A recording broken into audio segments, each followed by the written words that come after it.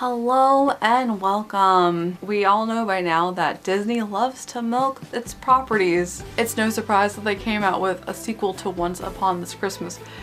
And that's what I'm talking about today, with Mickey's Twice Upon a Christmas. Was the night before Christmas, and all through the house. Oh wait, different story, but we'll still see a mouse.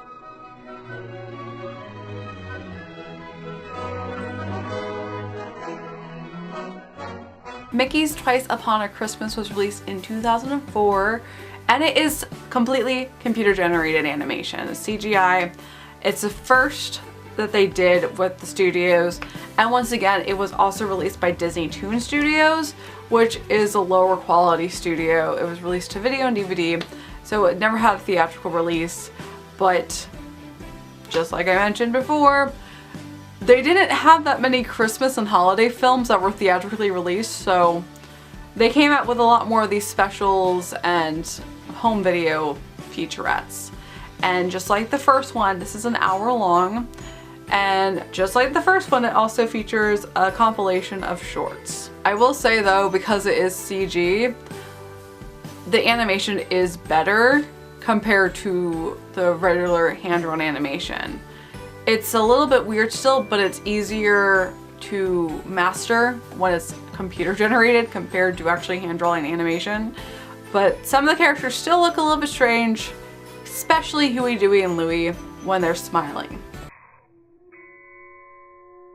I actually really hated these shorts. They're really sad. There's so much bittersweetness in here, and these characters are terrible and they're filled with so many flaws. I was getting angry watching this. So we start with our first short, and that's called Bells on Ice. In our first Yuletide story, two stars are on ice. They've been best friends forever, so cordial and nice. But can both share the stage with the lights shining bright? Or will egos get bruised in a double Lutz fight? And Minnie and Daisy are having an ice skating competition, but they are so catty to each other. They are complete frenemies in this. And I was just really surprised, and it was like I was watching Mean Girls again.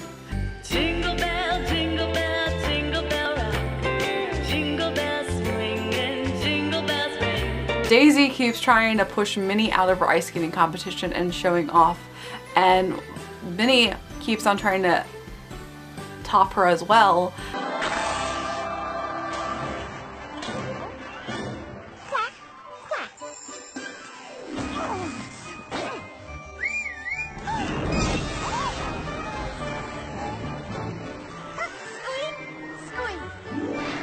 And they keep going back and forth until Minnie ends up falling off the ice, and then all of a sudden Daisy feels so bad and comes to the rescue, and they decide to make up and become best friends again. Are you okay?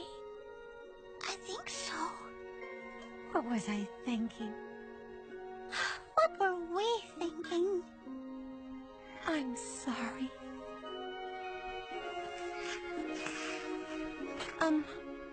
Friends? Best friends. And there was no point to this, and this was really stupid, and the only thing that was neat about it was that they used the Fantasia animals, so you had the crocodiles and hippopotamuses in it, which was a nice throwback and homage to Fantasia. But still, this was stupid, this was not needed, and you're complete frenemies, and this is not teaching kids good lessons. You're not being good role models, because this is gonna teach kids to be okay with being catty with one another and then make up, and that's gonna be the same cycle that they go through on and off again. It's not good.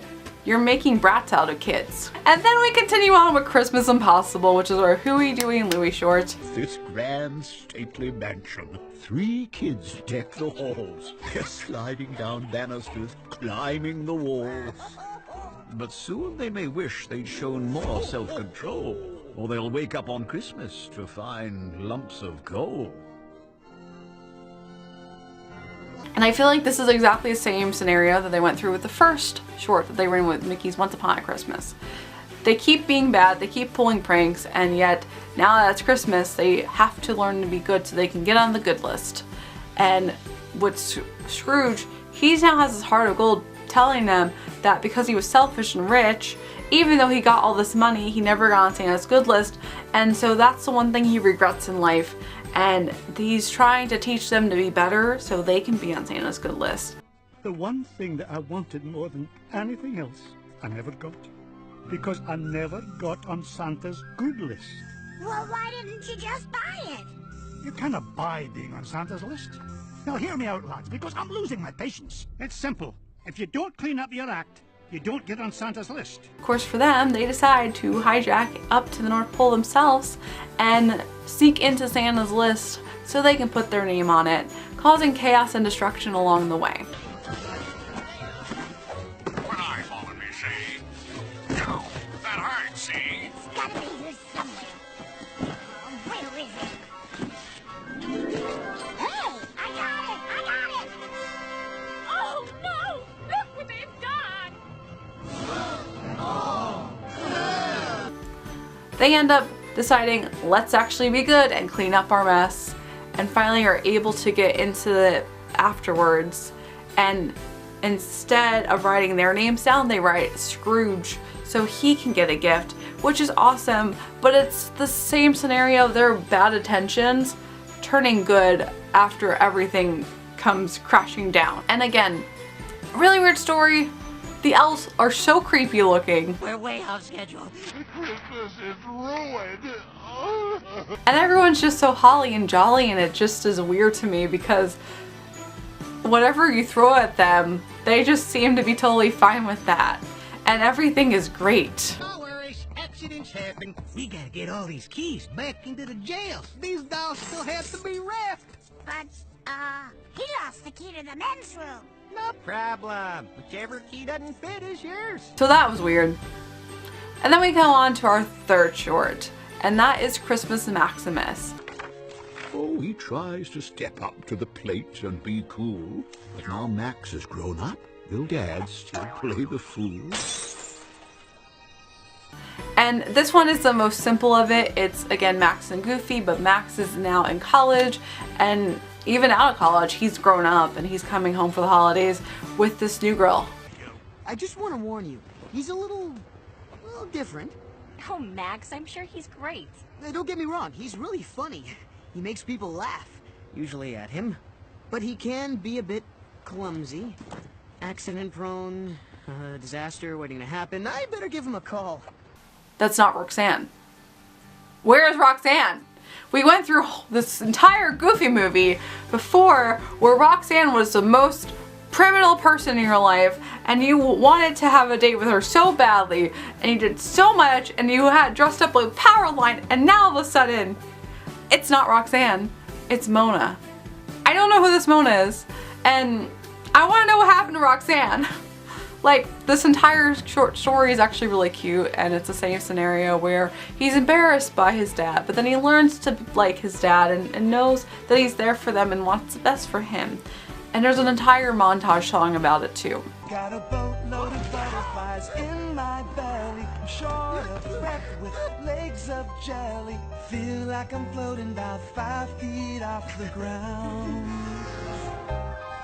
So I've got to ask for just one big favor, that my dad be on his best behavior when he sees the two of us around. But this was the most innocent and nice of our stories. And I do like Max as a character, and I like how he grew up, but I'm still more concerned about Roxanne. I want to know her backstory. Our fourth short of our 5 is Donald's Gift. But Donald just wants peace and quiet this Yule. Can he enjoy Christmas and not lose his cool?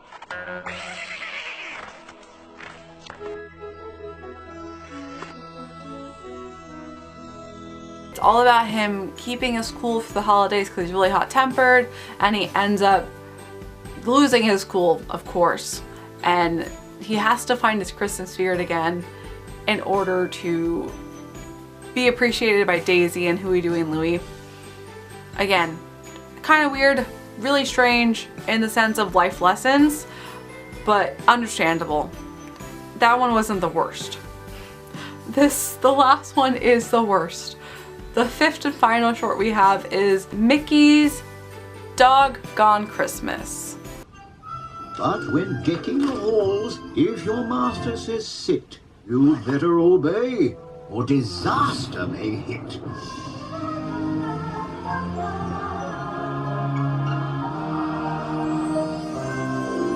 Mickey is planning his Christmas party, and he went over the top with all these decorations, and he's so excited, and Pluto just gets really excited and wants to put the star on the tree. Look out!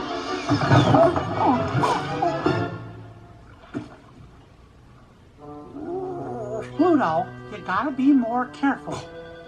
Now sit. Stay. But he keeps telling him not ready, not yet, but of course Pluto doesn't listen. And Pluto ends up early on trying to put the star on the tree, trying to be helpful, ends up destroying all the decorations. I've got candy canes, eggless eggnog. Pluto, no!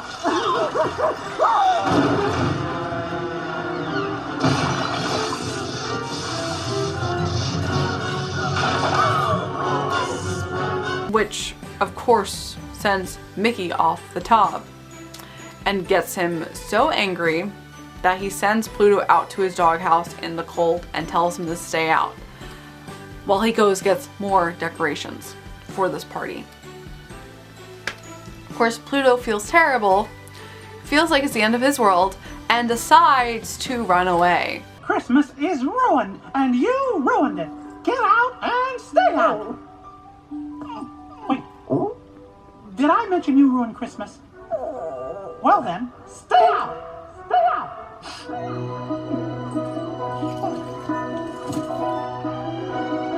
And jumps on a train. Now, of course, because this is Disney and this is magical, he ends up in the North Pole and he's totally fine. But like, my anxiety watching this was so terrifying because like this poor dog is ending up, we don't know where he's gonna end up. That's it, he's lost forever. How is he gonna get him back? But he ends up in the North Pole, and of course, Mickey comes back, not knowing where Pluto is, and going on this whole crazy search. He ends up going to see Santa and asking Santa to help him find his dog. So tell me, Mickey, what do you want for Christmas? Well, it's kind of a long story, so I'll cut to the chase. So anyway, Santa, Pluto's gone. All I want for Christmas is my best friend back. Well, gosh, I mean, that's a pretty tall order. I'll see what I can do. Smile! And that's where Santa comes in to help, because Santa goes back to North Pole, sees the reindeer have buddied up with Pluto, and realizes who he belongs to. Thinking about Mickey? He misses you very, very much. You miss him too, don't you?